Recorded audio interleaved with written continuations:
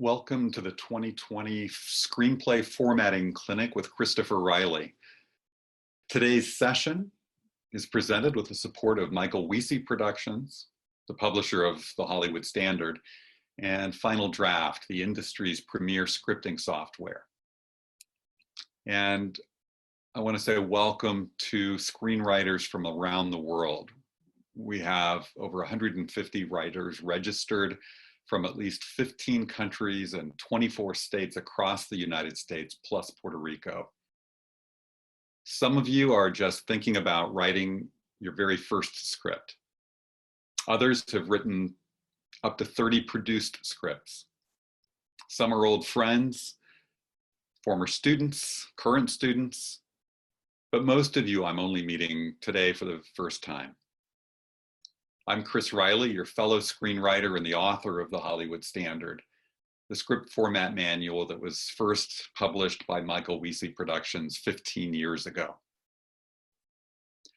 My background is that I worked for 14 years in the script department at Warner Brothers, and then I've spent the past 20 plus years writing as a professional screenwriter and teaching others how to work this magic. But you are the reason I wrote The Hollywood Standard, and you're the reason I wanted to offer this clinic during this pandemic that has changed all of our lives. Let me start by telling you what I know about you. You are storytellers and you're artists. You go out into life and see it and live it, and then you come back and show the rest of us what you've lived and what you've seen using the tools of storytelling for the screen. You use stories to connect with each other and to find each other. And especially during these weird days when we're physically isolated from another, we see the people in the whole world turning to story as a way to connect. What drew me to story in the first place was the opportunity to connect with characters who I got to know in many cases better than the actual people in my life. And so storytelling for me was sort of a way out of isolation, and it now offers me the opportunity to reach out and I hope offer some connection to other people. You as storytellers create meaningful, emotional experiences for your readers and for your viewers. And with a group this size, it's a certainty that we have writers in this meeting who have suffered losses in these days of COVID-19, in some cases, terrible losses. And I want to acknowledge that, as well as the painful emotions that accompany them and the anxiety and the uncertainty that can make it really difficult for us to focus on our work. Thank you for taking some of your precious time to spend with me. I want to say this evening, because it's evening in Los Angeles. I don't know what time it is for you. I know that we've got somebody from Tel Aviv on the call, and so I apologize for keeping you up so very late. Got an email from Germany about an hour ago saying there was one writer who was trying so hard to stay up and just couldn't do it and was going to sleep. I told her what I'll tell you. We're recording this session, and I will email a link to the recording to all of you. And I've got all of your email addresses through your registration. I will also be emailing you the slides from our session today, so you don't need to try to screen capture everything or scribble everything down. You'll be getting those slides. I will be moving pretty quickly because there's a lot of ground to cover. So if there's anything you want to go back and review or look at the slides, you'll have access to both a recording and the slides at this time. I do want to spend the bulk of this time answering your questions, and thank you for those of you, the many of you who submitted questions in advance, either through the registration or through email, and that gave me a chance to provide some examples and illustrations that I'll be able to show you on screen. And then I'll also be responding to questions that you provide in the chat. I won't be able to get to every single question, but I will be reading every single question after the fact, and then I will come back and record some additional material in response to your questions, and I will email the link to that video out to you also.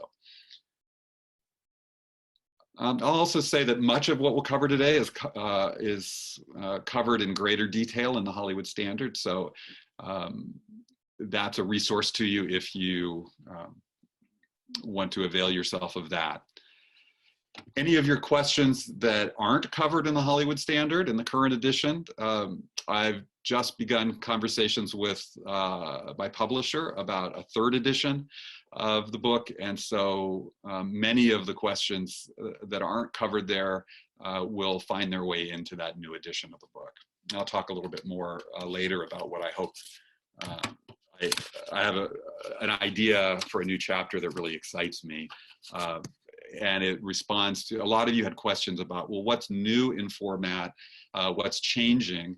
And I really want to do a chapter that looks at innovations that creative screenwriters are making, sort of the jazz riffs they're doing on the classical screenplay format. And rather than trying to stand against that tide, I want to celebrate the imagination and new possibilities that those innovations open up. And so I'll do a chapter on that, and I hope I'll be able to include samples from some of your favorite films, some of your favorite screenwriters.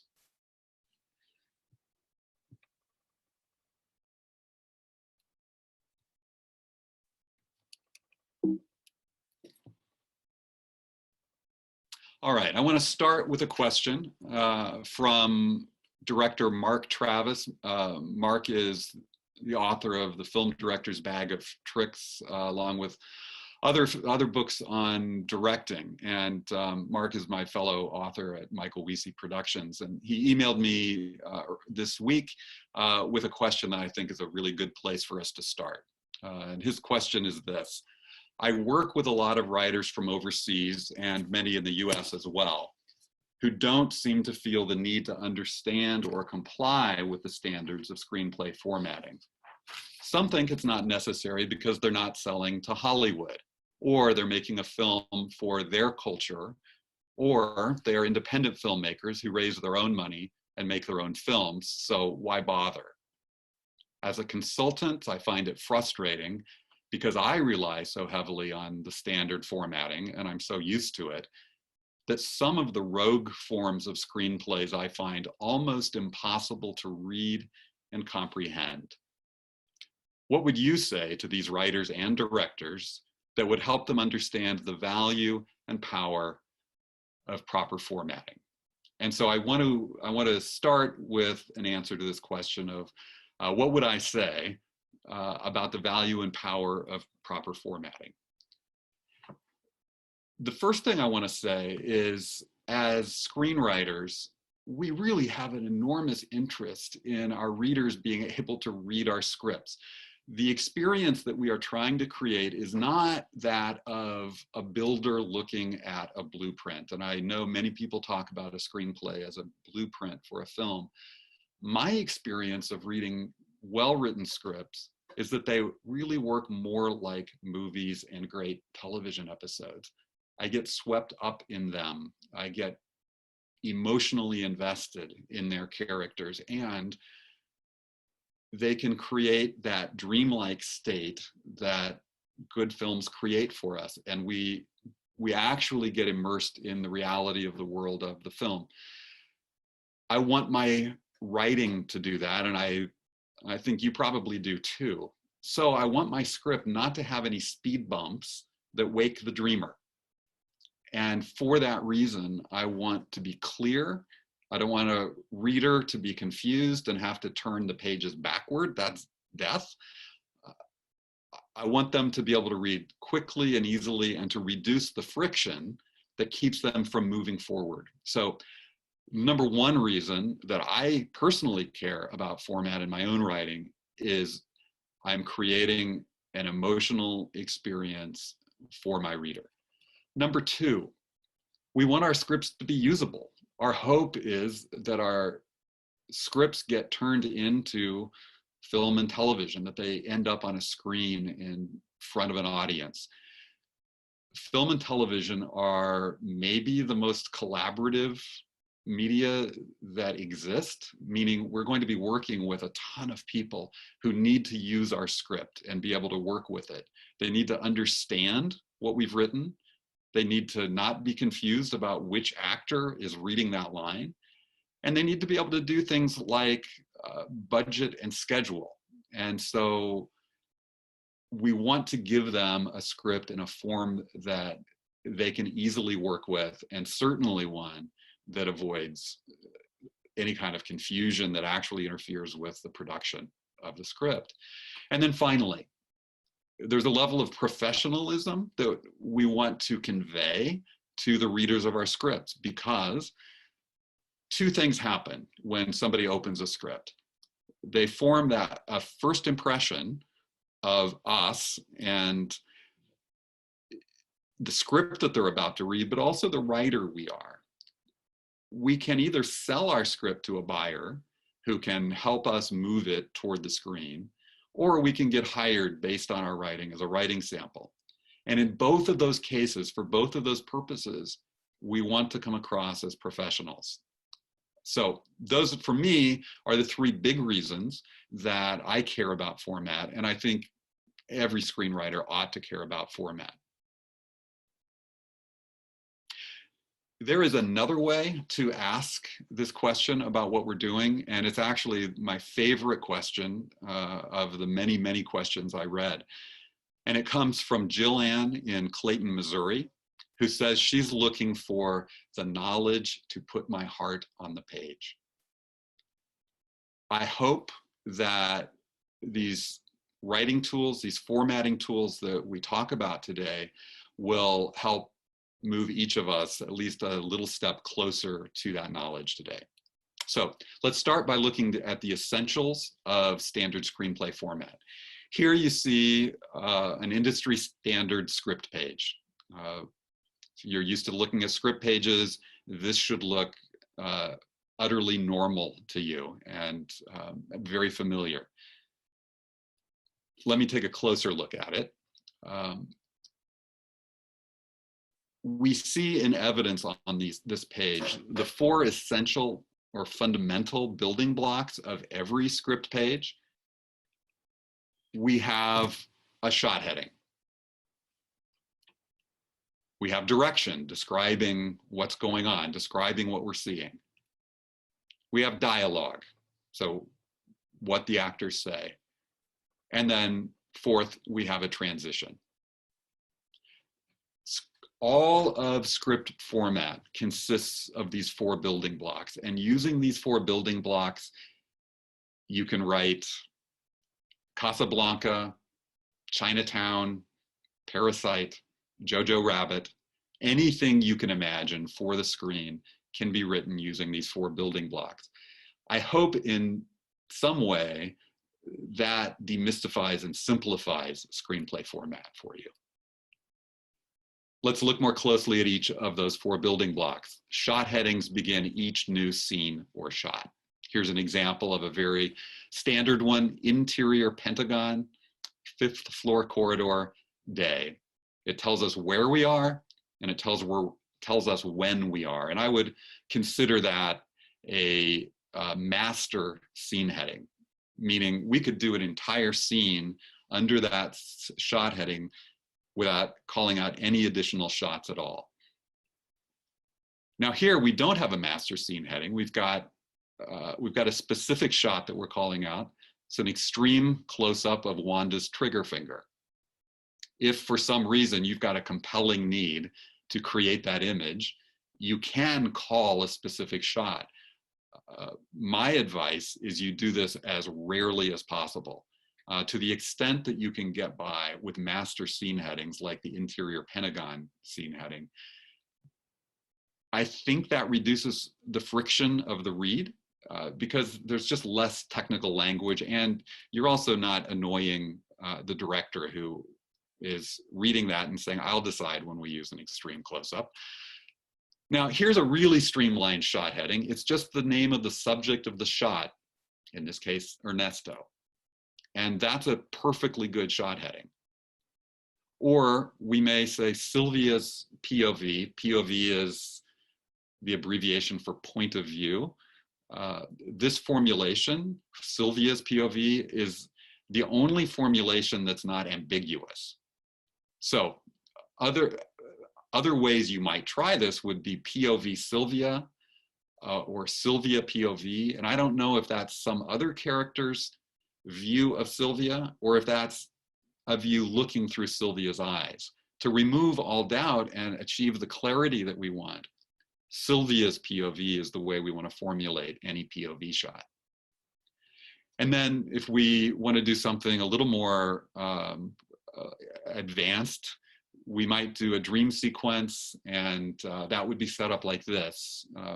Dream sequence or anything equivalent to that is the only thing that goes before exterior, and it gets underlined. Shot headings are, in almost every case, followed by direction. And direction simply describes what we're seeing and what we're hearing. In this case, Micah crawls under the fence, the barbed wire snagging his tattered jumpsuit. The beam of a searchlight passes, and he presses himself into the ground, desperate to make himself invisible. You'll notice that these are very simple sentences, very subject, verb, object. The very first thing that we get is Micah, so that we can picture something instantly. We never want the screen of the imagination of our reader to go blank. So rather than beginning with some kind of preamble, start with a noun that I can picture and then follow that with an active verb. Dialogue is the third of our building blocks. It consists of the name of the character, the actual words that are spoken, and sometimes parenthetical character direction that's related to the dialogue. So here would be an example of some dialogue that also includes parenthetical direction. Mimi says, "That just figures, don't it?" Smacks steering wheel. "I go and steal me a car without no gas." You'll see that the parenthetical direction is actually describing action for the speaking character. It should not be describing action for anybody else. It shouldn't be describing camera movement for the DP. It doesn't need to repeat the name Mimi since it's in her dialogue. We know it's for her. It starts with a lowercase letter and it ends without any punctuation. We'll talk a little bit more about parenthetical direction in a few minutes. And then the fourth of our building blocks, transitions. They sometimes appear at the beginning or the end of scenes and indicate how one scene links to the next. We often start a script with fade in. Fade in is the only transition that begins at the left-hand margin. Everything else goes at the right and can be a dissolve to, a cut to, or it could be a fade out, it could be a wipe to. All of these transitions end with a colon with the exception of fade out, and fade out ends with a period because of the finality that goes with fade out. Now, we may have a lot of information to put in a shot heading. You saw with that single word shot heading, Ernesto, that a shot heading can consist of just one word. But we may have a lot of things. So we may say we want a close-up of Mr. Whipple at night in a funhouse. Well, what's the shot heading for that? And in what order do we arrange those elements? Well, we put them in this order. We start with interior or exterior, followed by the location, followed by the type of shot, followed by the subject of shot, followed finally by the time of day. You don't need all 5 of those elements in a shot heading, but if you do have them, that's the order they go in, and they yield a shot heading that looks like this: interior funhouse, close up, Mr. Whipple, night. So more on flashbacks and dream sequences. In a flashback, the word flashback appears underlined as the very first element in a shot heading, followed by a hyphen. So it looks like this. Interior funhouse night. A dream sequence is set up exactly the same way. We can get imaginative. We can say memory flash, memory hit. You can describe it with whatever words you want as long as you're clear. You're not locked into the words flashback and dream sequence. So here, memory flash, Melissa's face, the instant before impact. We get the idea of this very brief, dynamic image. And then a little more on parenthetical character direction. So we have a character named Gaines who says, I was a terrible father. And then cheerfully, he says, now I'm a terrible grandfather. We say cheerful in parenthetical direction because it's not obvious from context that a grandfather would be cheerful about being both a terrible father and a terrible grandfather. So when the mood or emotion is unexpected, it's perfectly acceptable and probably smart to include that in parenthetical direction. But if the line is, this is the happiest day of my life, I think it would be a mistake to add cheerful as the parenthetical character direction because actors don't want to be insulted. They know what emotion typically goes with that line. I want to show you another way to use parenthetical character direction.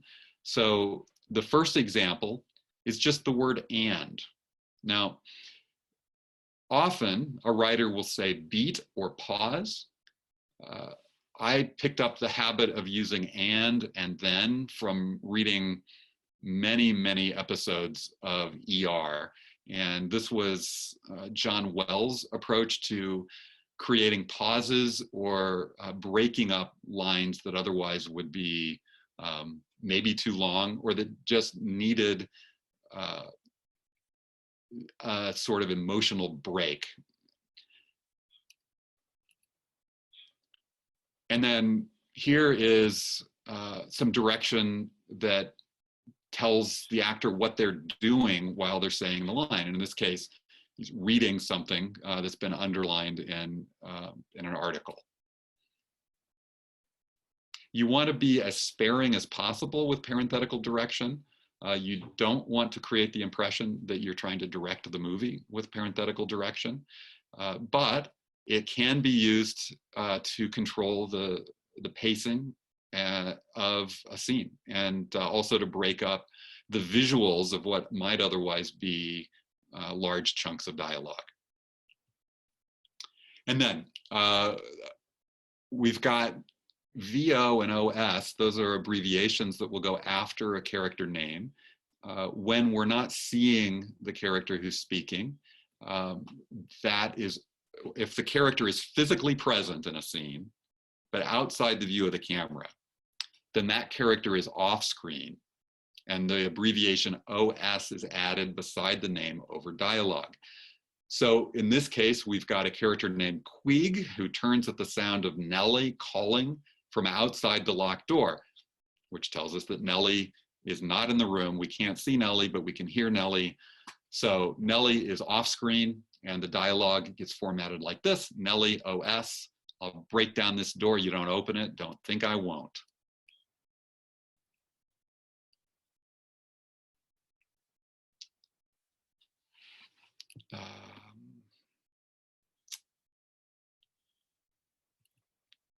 Go back here. So I meant to give you an example of VO as well. And VO is anything else. So if we hear a voice over a telephone, if we hear a voice over a radio or a television, or if we hear voices coming out of a Zoom meeting, all of that is VO. And we've got a question about how to format a Zoom meeting that ends up being included within a scene. So I'll show you an example of how I would suggest you do that.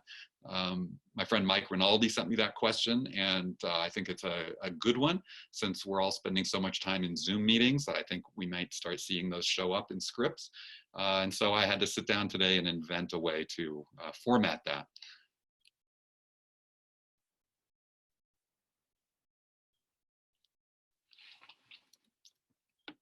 All right, I'm trying to remember why this page is here. I'll come back to this if I, yeah, that's not. Okay, well, now I remember why that's there. That is there to show you what a typical script page looks like and to point out how much white space is on the page. There's a lot of breathing room on that page, and that's what readers of screenplays are accustomed to seeing. You look at that page and you don't immediately sigh because there's a massive block of text. You look at that page and you think, oh, I could read this page, and you move through it and you gain this sense of forward momentum through the story. So we want our script pages to have lots of white space. We don't want them to look like this. This is just a massive block of description. There's nothing technically wrong with this, but it's just hard to read. And so let me show you what you can do with these exact words, this exact direction, that results in a much more readable page. And so this is using format to make your script more readable. And what we do is we keep the master shot heading, interior parking structure day. Then we have some direction, and then we throw in an intermediate shot heading. So you could think of these as individual images within the sequence.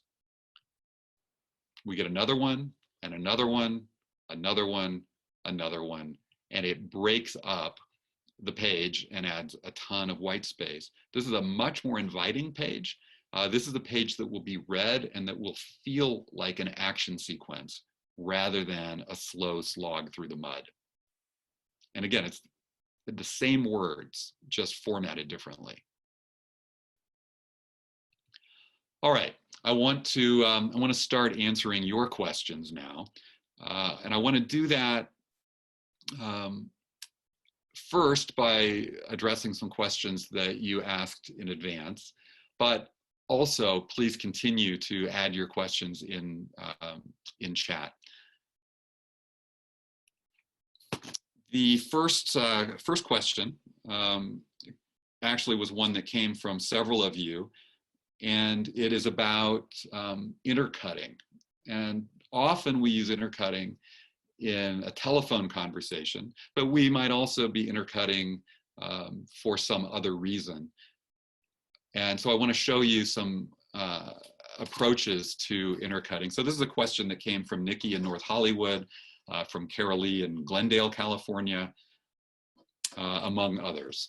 So here we have an example of one location, Marianne's kitchen. Marianne is dialing her phone, and then we cut to Mark's office. Oh, and by the way, notice, even though I said we cut to Mark's office, there's no cut to in the script. You don't need to add a cut to. You can if you want to. You can if it feels like it punctuates the script in some way that you want to. But if you want to save the space, you can leave a cut to out. We assume that we're cutting unless you tell us otherwise. But now we go to the second location, interior Mark's office, same time. His phone begins to ring. He crosses to pick it up. And so he answers. He says, Mark Marchesian and Associates. And then rather than having a new shot heading that says interior Marianne's kitchen and repeating those shot headings over and over again, we just one time say intercut telephone conversation, and then we can let the scene play out, and we leave it to the editor where to cut from one end of the conversation to the other. So it saves you lots of shot headings. Again, that reduces the friction of the read and allows it to unfold for the reader a lot more naturally. It's clear to your production collaborators what's supposed to happen. So we've achieved both readability and usability, and this is a standard approach, so you've also achieved professionalism by formatting this way. I'll show you another example. Same phone conversation, interior Marianne's kitchen morning. She dials the phone, and then right away we say intercut with interior Mark's office, same time. And then we just let the scene unfold. We don't have to say anything else about our two locations.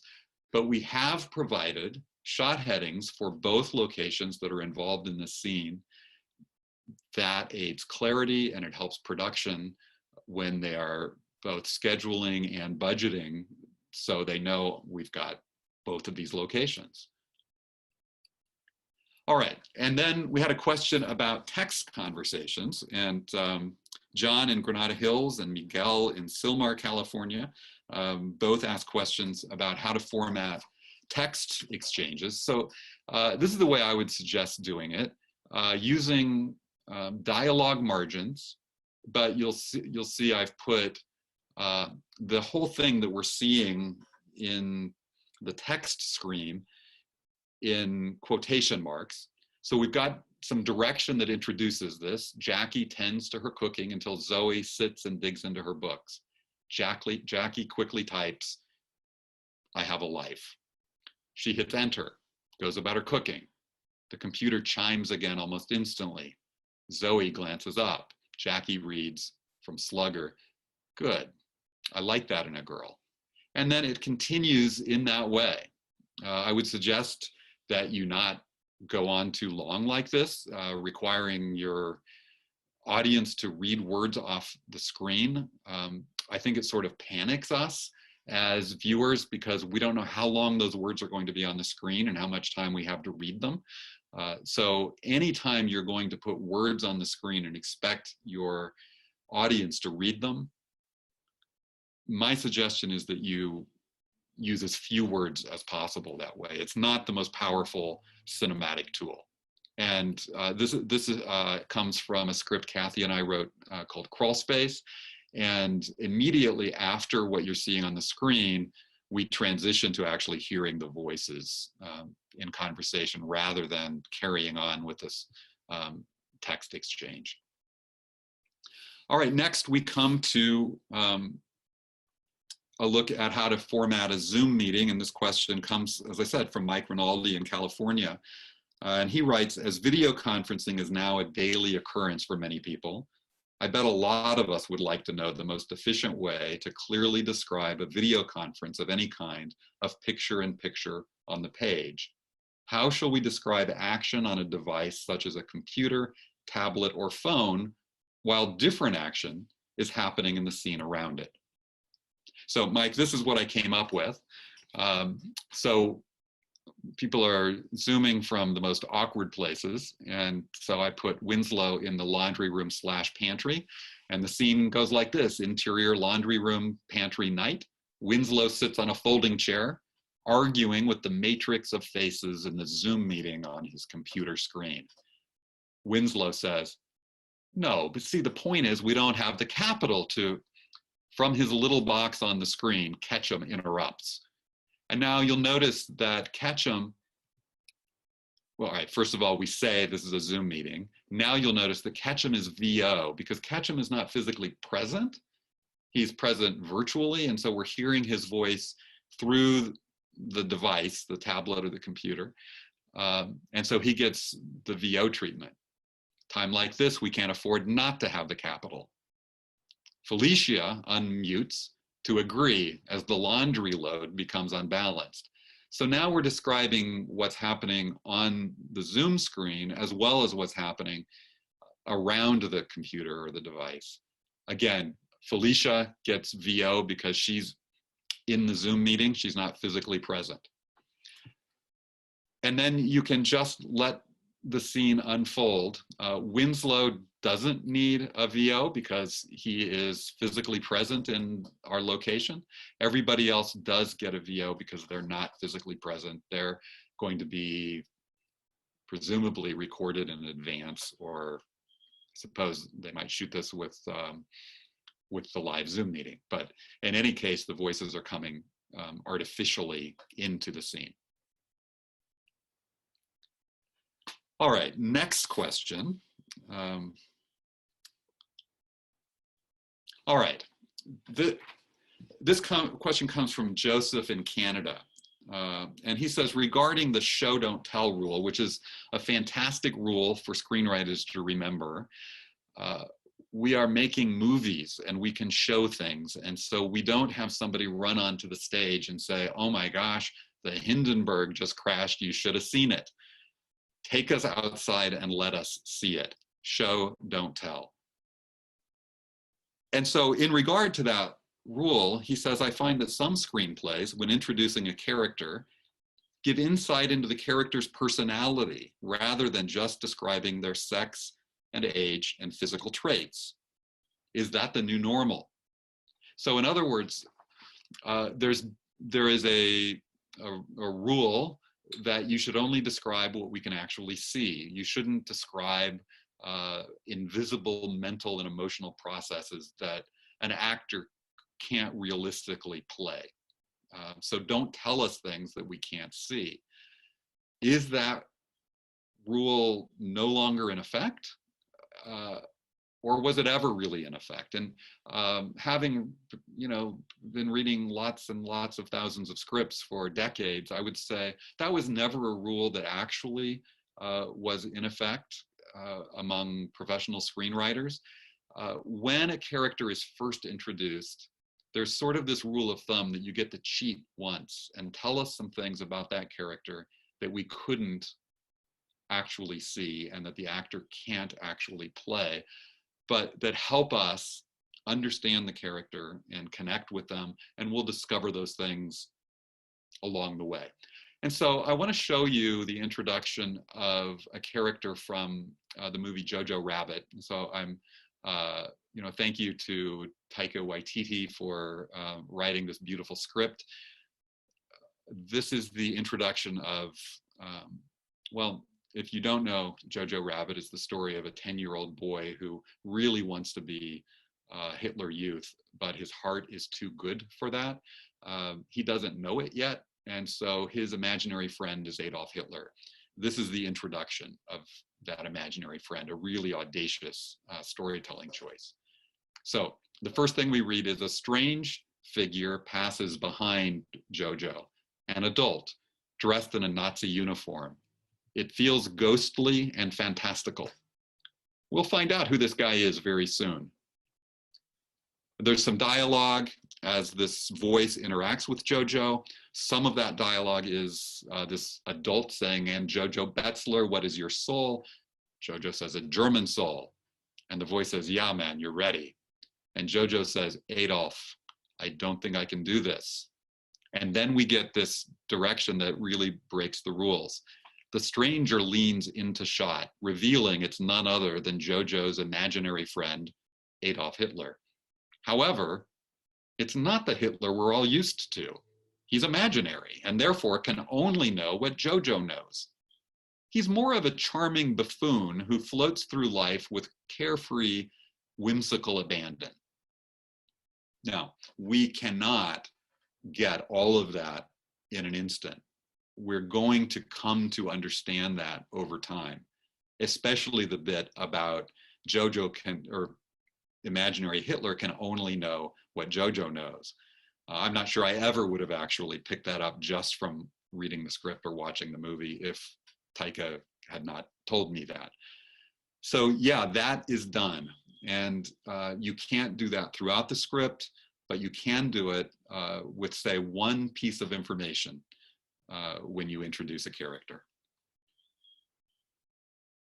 And then Richard in Los Angeles, Annette in Austin, and Eitan in Tel Aviv all ask about how to handle foreign languages.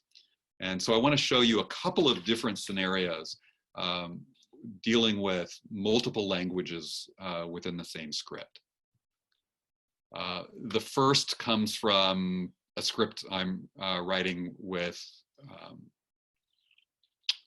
a new writing partner currently, Alfredo Martinez.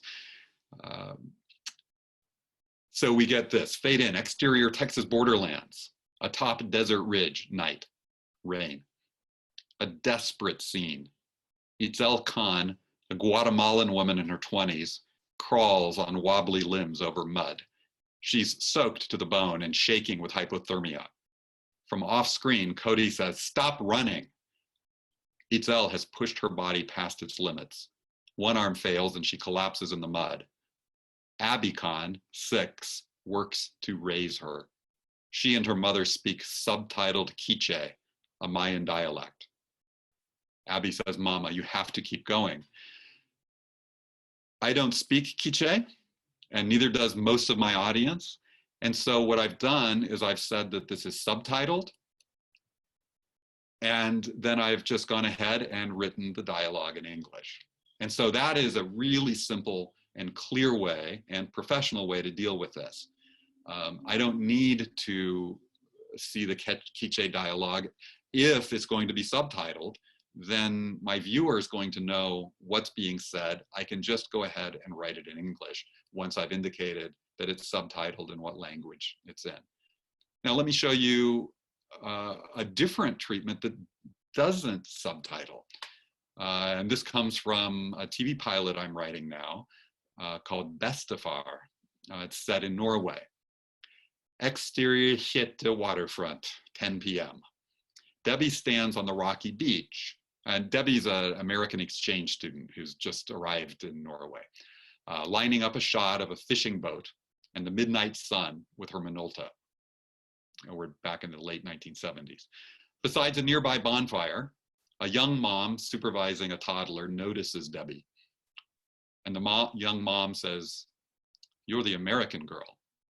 And Debbie says, "Ja, jeg heter Debbie." And the young mom's surprised. She says, "Snakker du norsk?" And Debbie says, "No, not yet, but I will. I want to be able to talk to everyone." In this case, we're not expecting the audience to know, except through context, what Debbie's saying. So we're not subtitling it. And so I'm just going ahead and writing it in Norwegian and putting the reader in the same position that the audience will be in as I mix two languages.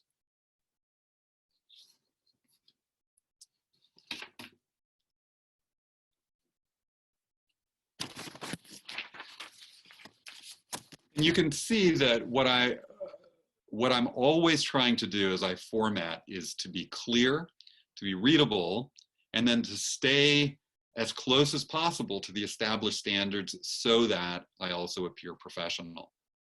All right, the next question comes from Tijo in Missouri and Megan in Michigan, as well as Robert. And it has to do with capitalization in direction. All right, arrows are catching up with us. And let me just read you what Robert wrote. He says, "I've gotten into many arguments with co-writers about whether to capitalize sound effects not made by human actors in a spec script, and then whether to capitalize the sound only or the sound and the maker of the sound. What is the correct format in these situations?" So this is a little bit of a nuanced answer. I will explain to you the classical set of rules, and then I will also say that writers are doing whatever they want to do now. And so you can get away with not capitalizing anything. You can get away with capitalizing whatever the heck you want. But I'll give you 3 simple rules that are the time-honored industry standard. So words in direction are typed in all capital letters if they're performing one of only 3 tasks. So nothing else gets typed in all capital letters. The first thing that does get typed in capital letters is the introduction of a speaking character. So here's an example. Dressed in his full spacesuit, John Glenn steps out of the launch tower elevator. So presumably John Glenn is going to be a speaking character. So we've typed his name in all capital letters. The gift that you are giving to your collaborators is you are indicating to them that this is an actor. This is not an extra. This is a speaking role. They need to cast this role accordingly and budget accordingly. Second, the second reason that we would capitalize in direction, describing sound effects and off-screen sounds. So skylarks twitter in the morning air, the baby gurgles happily, the floor creaks as Mary crosses to the whistling teapot, her cell phone rings, brown-eyed girl. What I do and what we did at Warner Brothers, what the industry standard always was that you would capitalize the thing making the sound and the sound it makes, unless it's an actor who makes that sound on screen on command. So if an actor sings or whistles or snaps their fingers or claps their hands, you don't need to capitalize that. But a baby will not gurgle at your direction, and so that's considered a sound effect. Skylarks don't twitter on command, and so that is considered a sound effect. Sounds that water makes, sounds that firearms make, recorded music, anything over a speaker, all of that would be capitalized. And then the third reason is if you're describing camera direction. You would capitalize the word camera, as in this case, camera rockets up and up and up.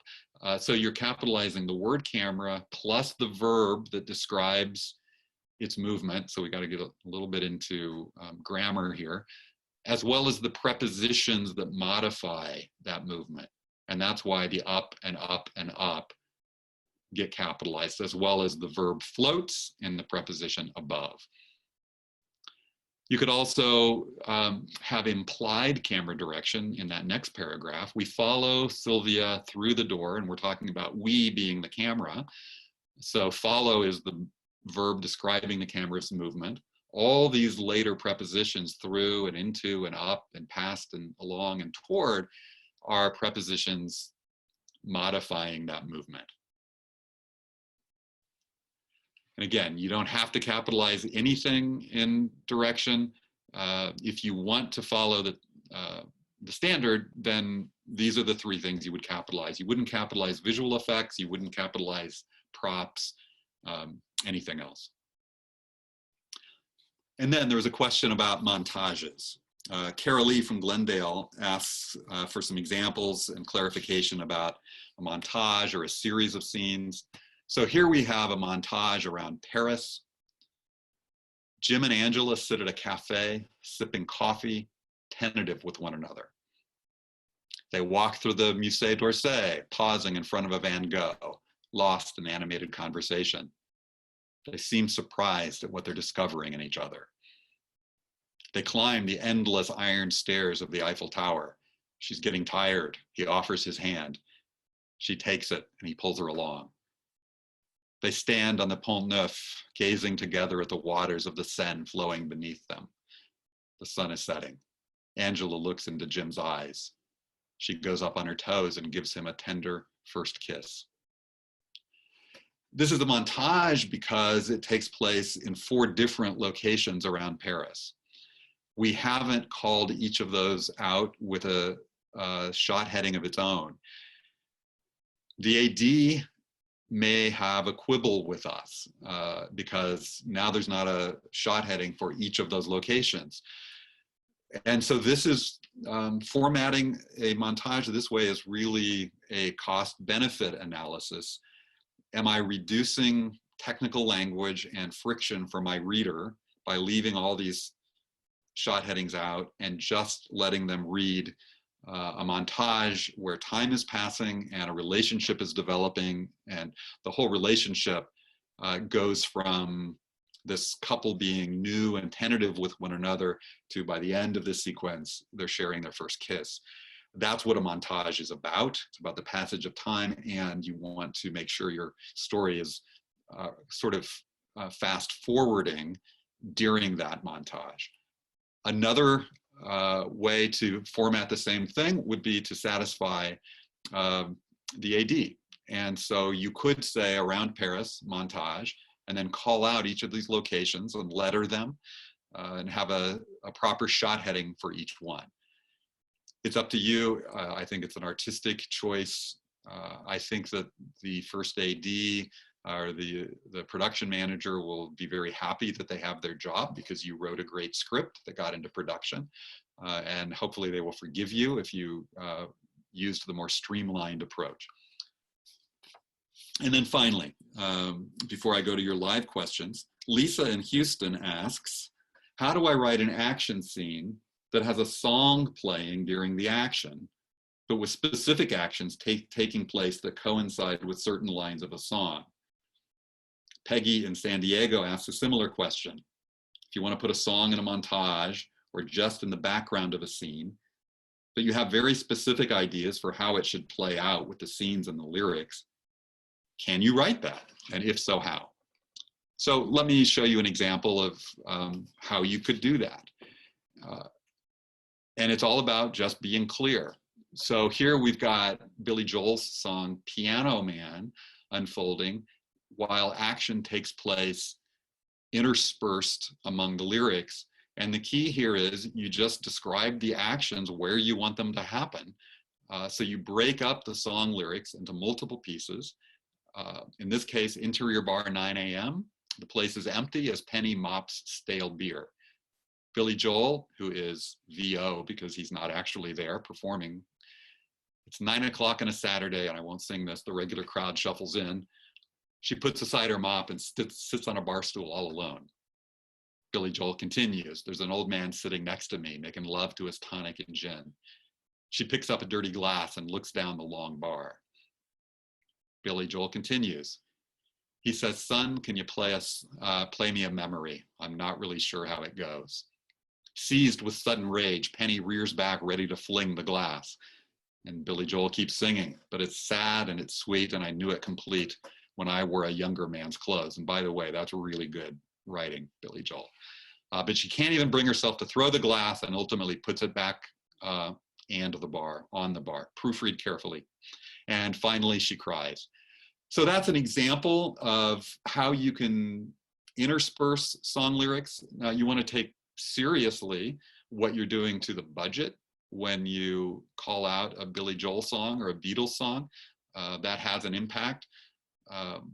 But if you need it, you need it. Here's how you can describe it. All right. I want to actually look at you again.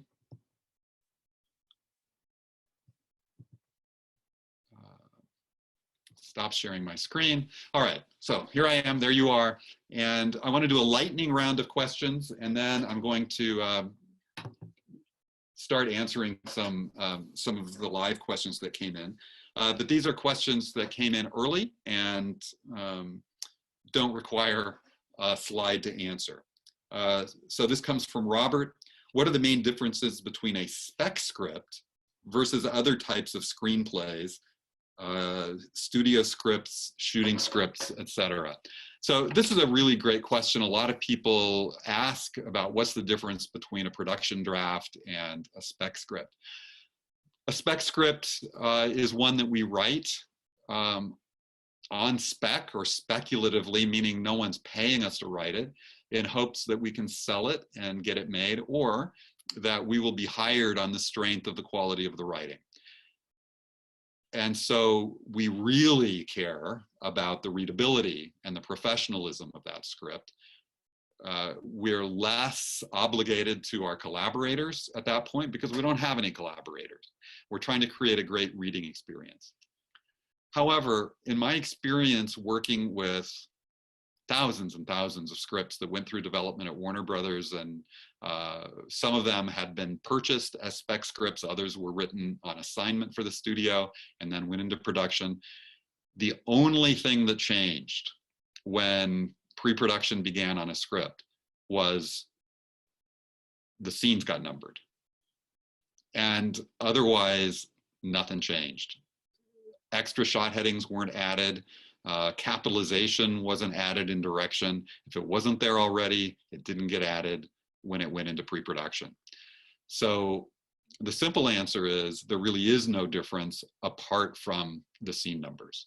So when you are writing and you are not yet in pre-production, and specifically you're not at the stage where somebody is boarding, scheduling, and budgeting the script, leave the scene numbers off. So that will be a giveaway that you're new to this if you number the scenes when you're nowhere near production. Second lightning round question. What are the updates to the standard? And this comes from Luis Manuel in Mexico. When is it time to have a style of formatting? How do you break the rules? As I mentioned, I really do want to do a chapter in the next edition of the Hollywood Standard, examining people who have pushed the rules in really effective ways, not in dumb ways that confuse people and made them look unprofessional. But these are people who have mastered the format, they've mastered the rules, and then they break them. That's always the way you want to go about breaking rules. First master them, and then bend them, and then break them, knowing what you're doing. A great example of people who do that in filmmaking in general would be Joel and Ethan Coen. They know exactly what a thriller is, they know exactly what a thriller demands, and then they deny us those things, not because they don't know better, but because they do, and they have something better for us.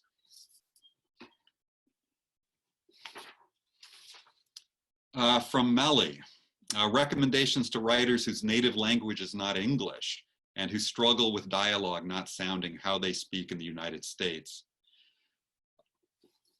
So I think that's a real challenging problem. If English is not your first language and yet you're writing in English, first of all, you have my respect. I would not attempt to write a script in a language that's not my first language. I barely manage it in English. I would suggest you do what I did when I tried to write scripts in English, and that's get a really smart writing partner. I love writing with partners. It's a great strategy to complement the skills that you have, because there's a lot of skills we need to do screenwriting at a very high level. So that would be one strategy. And I suppose the other would be potentially paying somebody to go over your dialogue and polish it. And but I mean, working with a writing partner could have a lot of other benefits as well. This question comes from Ermir in Los Angeles. He says, I tend to subconsciously skip a scene heading too easily when reading. Bold slug lines help. If they're used, should the line spacing change? So if you've read a lot of scripts, you may have seen scripts where the writer has typed the slug lines, the shot headings in all bold text. And that has become common enough now that I think you can safely do it without violating any reader's pet peeve. So if you want to do that, I think it's fine. I don't do that. I think bold is a little tricky because you get into production, people are photocopying script pages. Bold and italics tend to kind of fade away, and you don't get the same pop that you hope to get. Underlining doesn't fade away. So if you really want to emphasize something, all capital letters and underlining will do that for you. And I wouldn't change the spacing if I were bolding scene headings. Jay in Ohio and Thomas in Lahaina, Hawaii ask about getting advice on how to format a script that bounces between various time periods. Plus, what's the best way to format a character who appears at various ages? Should you treat them as a new character? So first of all, if you are moving between time periods, story starts in present day, and then we flash back to the 1960s, and then we find ourselves in the 1860s, and then we're in the future. The key there is simply to be clear. So you can do that by adding the year in parentheses at the end of the shot heading. After you say day or night in parentheses, you can say present day, or you could say 1862. If it was really important what the date was, if, let's say it was July 4th, 1776, you could spell that date out. I like to sometimes disorient the audience and make them catch up and figure out what time zone we're in. And so I, in the past, have not always spelled it out that clearly. And My producer has said, Chris, spell it out that clearly. You don't want to lose the reader, so be clear. One of the challenges for us as screenwriters is always deciding between clarity and subtlety. I would say err on the side of clarity. If the actor changes, so if you've got a character who is a toddler, and then we meet them as a teenager, and then we meet them as a 50-year-old, and you imagine that that's going to take 3 different actors, then I would introduce them as if they were 3 different characters. And I would have toddler Janice, teenage Janice, and middle-aged Janice. And introduce them, call them that over dialogue, again, to be clear. All right, I would love to move to some of your questions that you've put into chat. So Vanessa writes, is it frowned upon to format the script to a smaller white space in final draft? I worked for a producer who asked me to format a script of 120 pages to 109. In my opinion, it looked scrunched. Would this not throw off scheduling and budgeting if we're breaking down production days by 8ths? Yeah, Vanessa, absolutely. People will see through that immediately. People who read scripts all the time know exactly what the margins are supposed to be. I got to meet the president of Warner Brothers over this very issue when he thought that my department had fudged the margins on a script for a movie that ended up losing money. And he decided that it was because we threw off the budget by fudging the margins, and he threatened to throw my department off the lot if we did it again. So don't fudge the margins, you'll get caught. I've seen television showrunners do this, which is truly crazy because they're in charge of delivering a show that's exactly to the second the right length. And so they're lying to themselves when they do that. From Christina, how important is it to keep the hero's inciting incident to page 17? Is there leniency? This is actually the first time I'm seeing the number 17, that specifically. I think somewhere between pages 10 and 15, I would say, we want something that kicks the story into motion. The audience needs to see that spark light the fire. We're programmed for that. Otherwise, we start looking at our watch and saying, when is the story going to start? So I actually would advise that page 17 is late-ish, unless you've got some like Raiders of the Lost Ark killer opening that's so exciting that people are happy to catch their breath before you send Indy off on his next adventure.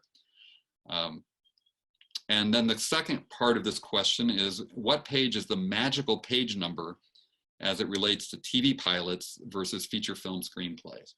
So I think the sweet spot for feature-length screenplays is somewhere between 105 and 110 pages. I think you can go up close to 120 pages, but 120 and over, you start getting attitude from readers because they have to read these things.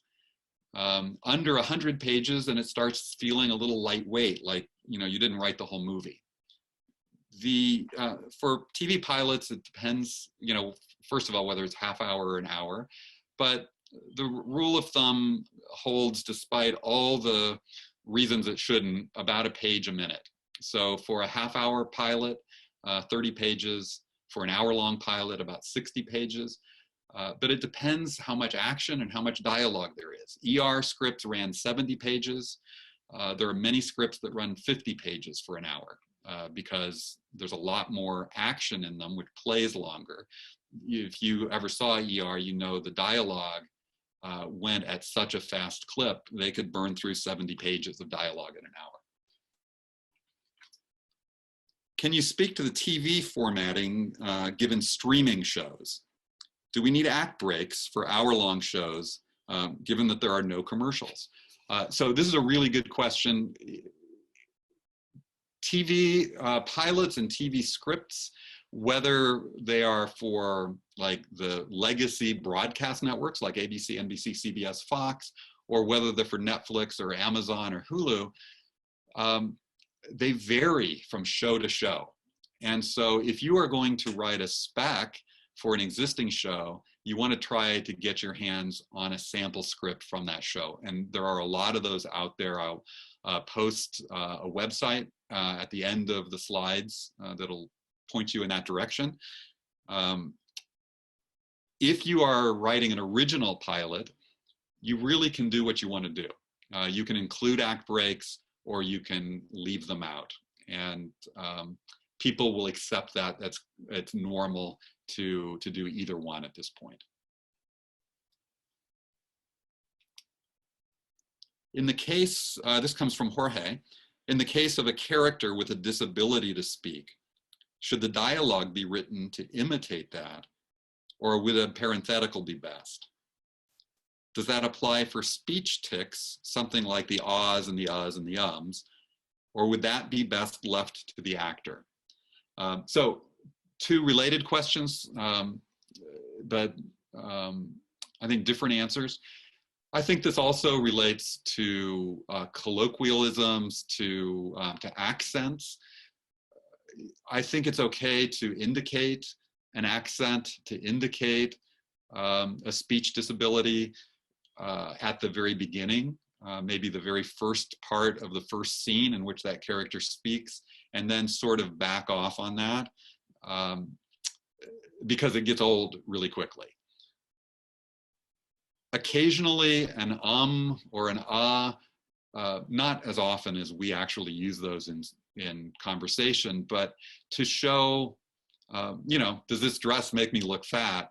All right, well, that's good dialogue because that's revealing something of what's happening in the dynamic between the characters. So if there is a storytelling reason to include the ums and the uhs, absolutely do it. But you don't need to do it just to make them sound like people. The actors are going to do that fine on their own.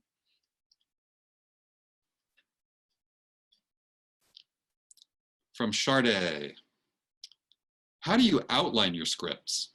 In Final Draft or Word documents? What does the process look like for you? I've done different things. I've never outlined a script in Final Draft. I know Final Draft has that facility, and I just haven't used it. Sometimes I use index cards, and I do what Blake Snyder describes in Save the Cat, where I write every scene or every beat on an index card, and then I stick them up on the wall and move things around. Sometimes my friend Dean Batali uses giant Post-its and sticks those on his whiteboard and moves them around, and the different colors mean different things about whether the beat is for sure in the script or not. And then sometimes I work within a Word document to begin with, but most often I work with cards because I never know if a scene belongs in the script or not. So I want to record the idea and everything I know about that scene on a card, but I also like to spread them out on my dining room table, clear the table off, make sure the cat is locked away because you don't want to get your whole movie laid out and go to the bathroom and come back and discover that the cat has turned it into a Fellini film. So once I know what order those cards go in, I number them because I've seen terrible things happen. I once on the Warner Brothers lot picked up a novel manuscript from a writer, and this was back in the days of typewriters, so it was the only copy, and he sent it with me back to the script department to type this novel. It was a windy day, and my golf cart turned a little too sharp. The manuscript exploded on the ground, and all the pages went blowing into the scene docs. And so I spent a desperate hour trying to find every last page of that script. I was within view of my office, and I thought, surely somebody's going to see me and come out and help me. How is it possible they haven't seen me? And when I finally walked in the building, I realized, oh, they had seen me. They were standing at the window watching. And so number the cards. So that's how I do it, to figure out what the scenes are. Then I move into a Word document and I start writing a fuller description of what's going on until I end up with an outline that is at least a paragraph per beat, per scene. So for a feature, I might have I don't know, a dozen pages, 15 pages of an outline, and then I have a pretty clear idea of where I'm going. Let me give you one more question from the lightning round, because I didn't get through all of those. What's your advice? And this comes from Shamika in Brooklyn. And our hearts are with New York. Those of you all over New York City. What is your advice on using camera direction in a script? My advice is use it as sparingly as possible. If you need to use camera direction for some compelling storytelling reason, there's no other way to get that image other than to actually use camera direction, then use it. Otherwise, don't use it, because that is a source of friction for the reader as they're thinking about, so this is a medium close-up and that's a two-shot, and you're forcing them to think like an editor rather than somebody watching a movie. And that's really what you want to give them, is the chance to watch a movie. What's a great book? And this comes from Elaine in Tampa. What's a great book to learn script writing basics? I'm going to actually, let me put up a slide. Because I've got some books I want to tell you about. So some resources. I think that screenwriters benefit from reading lots of screenplays. You can find a ton of them at dailyscript.com. What you want to avoid is anything that is like a transcript created by a fan. You want to find a PDF, and that's sort of the sign that this is probably actually the script as it was written. And dailyscript.com has more than you would be able to read in your lifetime. You will ingest screenwriting. It will become a part of you by osmosis if you read lots and lots of screenplays. And then books. I think Save the Cat by Blake Snyder is a really helpful book. Blake knew the business. He writes in the voice of somebody who knew the business. And the book is really approachable, and I think sometimes doesn't get the credit it's due because it's easy to read. But there's a lot of good insight in that book. And so that's, I think, a great place to begin. If you want to dig deeper and read a book that's harder to read and takes more time, then you can read Story by Robert McKee. He also has a lot of good things to say. He just uses a lot of words to say them. And then this is a book that I think not enough people know about, by Claudia Johnson, called Crafting Short Screenplays That Connect. It's a book ostensibly about writing short scripts, but what she says is powerful for all screenwriting. And she's got great exercises in there, but what she really, her premise, her main idea is, yes, drama is about conflict, but that's not all it's about. It's also about characters who connect and disconnect. It's about intimate connections, and it's about awful betrayals. And that's where the emotion is. So that's a book that I really recommend. And then Memo from the Story Department by Christopher Vogler and David McKenna. Short chapters, lots of great insights, very easy to read. You can find tools that will be new. You'll read some things that are familiar to you. If something works for you, fantastic, use it. If it doesn't work for you, move on to the next chapter. And it includes his memo about Joseph Campbell's myth theories, and so it's a more accessible way to get to that, in addition to his bigger book, The Writer's Journey. And then, if I may, the Hollywood Standard by me will not tell you how to write a script, but it will tell you how to format it. My publisher, Michael Weesey Productions, their website is mwp.com. They have a lot of really good books by filmmakers. And so that's a great resource. Just visit that website and you will find things about how to write the hour-long drama, how to write comedy, how to do all the different specific things that you want to know, how to pitch, how to sell a script. I'll also say, in terms of what software to use to type a script, a lot of different products. I use Final Draft. That seems to be the one that most professional screenwriters use. It does what I need it to do, which is to change the margins from the narrow dialogue margins to the wide direction margins. It breaks my pages in the right place. It costs money, somewhere maybe in the $160 range, somewhat cheaper for students. If you're looking for a free option just to try it out, Celtics is one that I've never used it. A lot of my students use it. The pages come out looking pretty good. But if you're moving from hobbyist to professional, I think Final Draft is a good choice. So we are out of time. I want to just thank you so much for spending this hour and 20 minutes with me. Stay safe. Thank you to both Michael Weesey Productions and Final Draft. And just as a parting word, and absolutely not a platitude for me. God bless you guys and God keep you all. And have a great night or whatever time of day it is in your world.